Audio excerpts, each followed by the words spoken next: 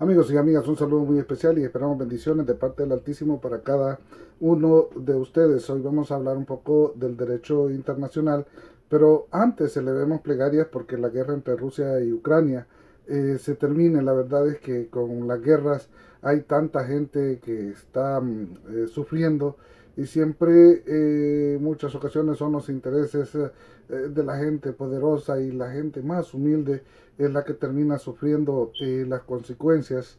Y pues hay que pedirle a Dios, hay que hacer oración siempre para que esta guerra pronto termine y pues que las personas del mundo entero puedan vivir en paz. Pues el tema que hoy vamos a hablar es del derecho internacional y lo vamos a hacer después de esta introducción. Nos vemos allá.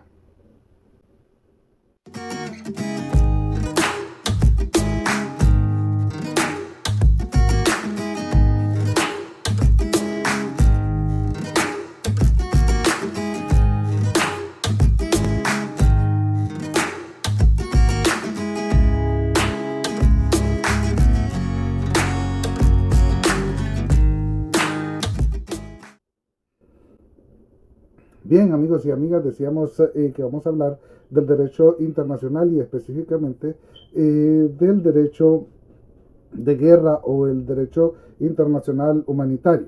Bien, la verdad es que como derecho es ese conjunto de normas que rigen todos los procesos, las acciones jurídicas en el mundo entero, así como hay un derecho civil, como hay un derecho de familia, hay un derecho internacional y el derecho internacional se divide en derecho internacional público y derecho internacional privado.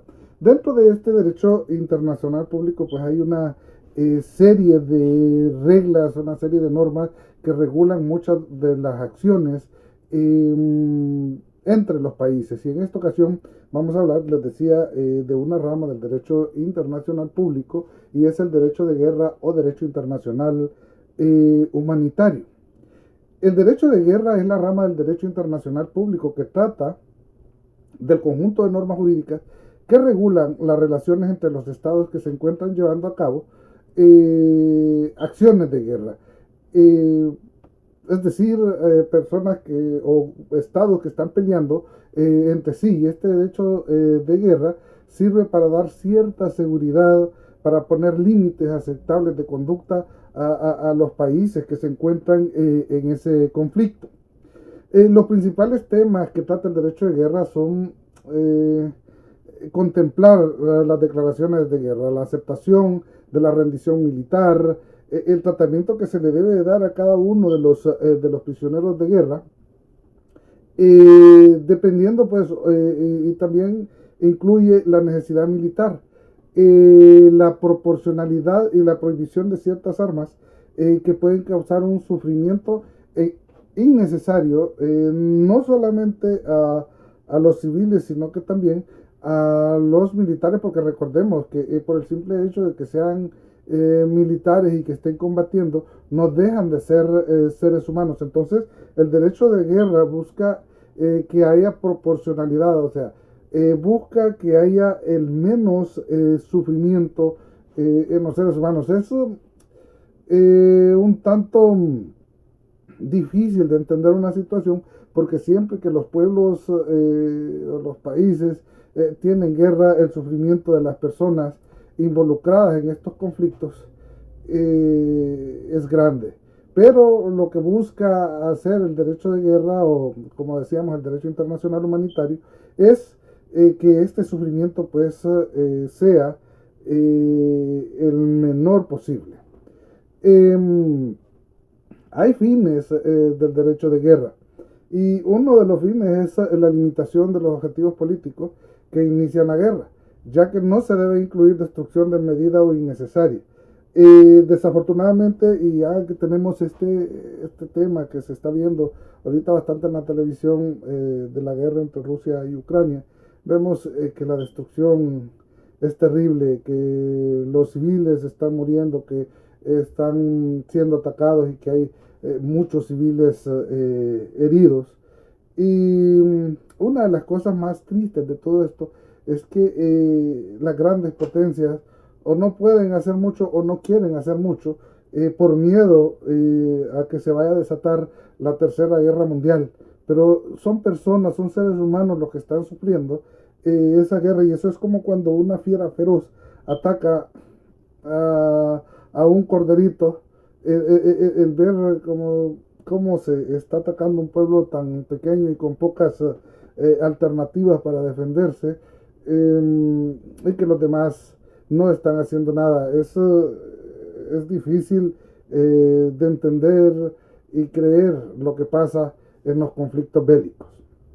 Siguiendo con el tema, las personas y los bienes que no contribuyen al esfuerzo de la guerra deben de ser protegidos contra la destrucción y penurias innecesarias. Por ejemplo, se deben de proteger las fuentes de agua, las fuentes de alimentos, se debe de proteger los campos de producción, etcétera, lo que le permite tanto a los civiles como a las personas combatientes tener alimentación. Es, es difícil, como decía, entender reglas en la guerra, porque desde el momento en que se declara una guerra, pues se rompen un montón de preceptos. Pero bien, hay otro que es la protección de combatientes y los no combatientes, y salvaguardar los derechos humanos, facilitar la restauración de la paz, protección a los prisioneros de guerra, heridos y enfermos, a la población civil. Es decir, que por ejemplo, si hay heridos, los cuerpos de socorro, en primer lugar, no deben de ser agredidos por ninguno de las fuerzas en conflicto. Deben de dar paso a los cuerpos de socorro, como la Cruz Roja, los diferentes cuerpos de socorro que hay en los diferentes países donde se está combatiendo. Estas personas deben de tener paso sin ser agredidos por ninguno de los países, porque esto puede convertirse en un crimen de guerra que finalmente vamos a terminar hablando. Otra de las cosas es que siempre los derechos humanos, se supone que aunque haya guerra, pues los derechos humanos como derechos inherentes al ser humano, pues deben de salvaguardarse, deben de respetarse y deben de manejarse de una forma íntegra. Y la otra es la seguridad jurídica entre la población civil de los países en conflicto. Pero es que, repetimos, siempre en las guerras hay personas que caen y son pues básicamente malas decisiones de los países, porque siempre debe de haber una forma de resolver antes de entrar en una guerra. Y hay un sinnúmero de leyes que hablan sobre la protección de los seres humanos, o de las reglas que deben regir una guerra, pero dentro de ellas, una de las convenciones más importantes es la convención una de las convenciones de Ginebra para la mejora de la condición de las Fuerzas Armadas, heridos y enfermos de campo en batalla. Hay una declaración también de San Petersburgo, que es para prohibir el uso en tiempo de guerra de algunos proyectiles explosivos. Y también está otra, que es la Conferencia de Paz de la Haya para el arreglo pacífico de controversias internacionales, para las leyes y costumbres de la guerra terrestre, para la adaptación de la guerra marítima, de los principios del Convenio de Ginebra. La Conferencia de Paz de la Haya para la apertura de las hostilidades, para la limitación del empleo de la fuerza, para el cobro de deudas contractuales, para la colocación de minas submarinas de contacto, para el bombardeo de fuerzas navales, etc. El Tratado Naval de Washington, el Protocolo de Ginebra para la prohibición del empleo de guerra de gases asfixiantes, tóxicos o similares, y de medios bacteriológicos.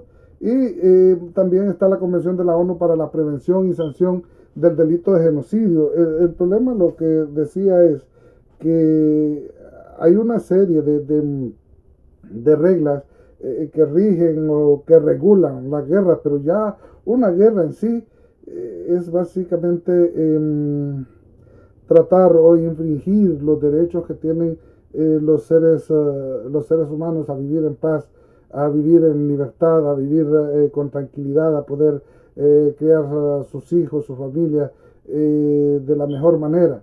La guerra nunca va a ser una solución a los problemas de la humanidad. Y sinceramente, aunque en el caso de los crímenes de lesa humanidad o de los crímenes de guerra, hay cortes internacionales como la Corte Penal de la Corte Internacional de Justicia de la Haya, que son organismos que tienen jurisdicción para conocer de estos casos, pero en muchas ocasiones estos delitos no terminan o no se termina haciendo justicia. Pues imagínense ahorita cuántos miles de personas hay ya muertos en esta guerra de Rusia con Ucrania. Y la verdad es que, como decía, siempre la guerra es terrible, no es la solución a los problemas, pero lo más triste de todo es ver que todos estamos con los brazos cruzados, solo viendo sufrir al pueblo de Ucrania esta invasión por parte del pueblo ruso, que es básicamente un gigante atacando a un pequeño, atacando a un desprotegido. Y pues nosotros tenemos que elevar nuestras plegarias, nuestras oraciones a Dios para que Dios les permita o permita que este conflicto se termine y que no vaya a ser esto pues el inicio de la tercera guerra mundial, porque esto podría terminar destruyendo al mundo entero. Y ahorita la verdad es que es bien difícil de pensar, no hemos terminado de salir de la pandemia del COVID-19 y ya estamos pues enfrentándonos a otra situación creada por los mismos seres humanos. ¿Por qué los seres humanos no podemos vivir en paz? ¿Por qué los seres humanos no podemos buscar la solidaridad? ¿Por qué no podemos pensar que todos somos hijos de Dios y como hijos de Dios todos deberíamos de vivir en paz y resolver nuestras diferencias de maneras diferentes a la guerra, en donde sufre tanta gente que no tiene absolutamente nada que ver en estos asuntos?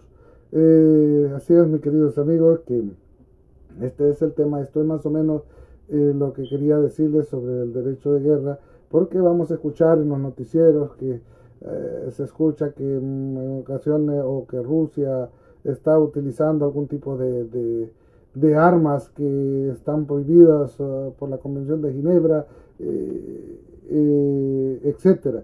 Pero la verdad es que